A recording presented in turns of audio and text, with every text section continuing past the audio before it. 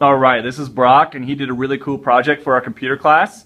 If you guys aren't familiar with some of the really old bulky monitors, we inherited one of these at the beginning of our big project class. And it's an original tube computer monitor, and it's been modified by Brock, which is very cool. And he's going to kind of explain to you what he did. It's definitely more than what meets the eyes. It's not an old monitor that's just going to just plug in. It does a lot more than that. So Brock, do you want to explain kind of what's on the inside here? Okay, so on the inside what we did is we disinstalled the front of the screen and stuff, and there was actually a huge pump in the back to help run the screen and keep airflow through.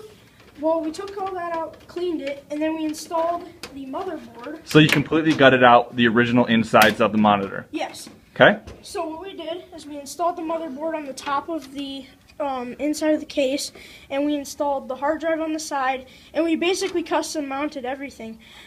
This is the power supply, so that's on the bottom. We had to create a bracket for the fan to cool the heatsink for the CPU. So everything is custom. And then this is a... So these, really quick, these are the parts from another desktop computer that you took apart. Yes. And you installed them inside the monitor's shell. Yes. So there you go, you got your video card, you got your power supply.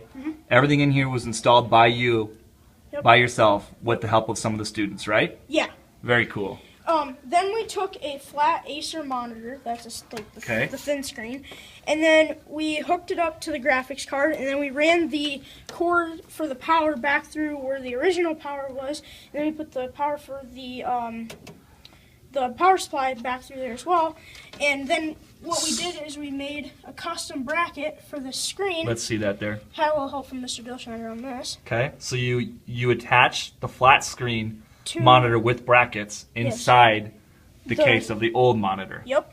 And then we used some wire up here, excuse me, to keep the top down since there was no screws to use for a bracket up here. Very cool. So we used wire. And so just so I'm hearing you correctly, you took some of the cords that you need to have outside from the original desktop and you filtered them out through that hole. Yep. And then the stuff that needed to be connected to the monitor, you took from the original parts and you attached it to the back of the monitor. Yes. Which includes the power and the VGA. VGA cable, yes. Very cool. Okay, you want to show us, does it turn on? Yes, it does work. Just have to put this back together. Yep. Take your time. Now, did you install Windows or Linux on here? We installed Linux. Okay. And you installed the operating system by yourself? Yes. Very cool. Okay, so I'm going to plug it in.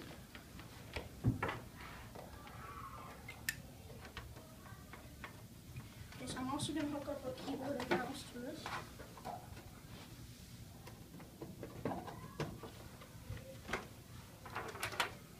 So you're hooking up the keyboard and mouse? Yep.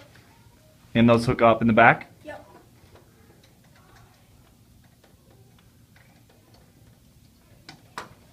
Okay, so I'm going to show you that it works.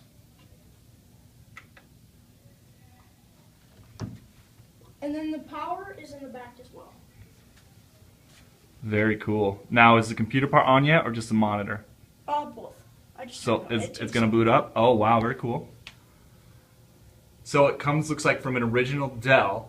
Yep. You took the Dell pieces out and you installed them inside this Micron monitor shell.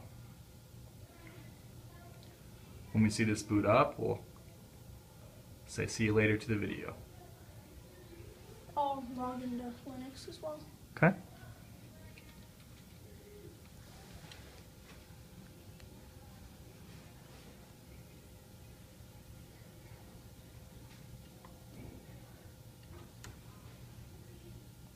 There it is.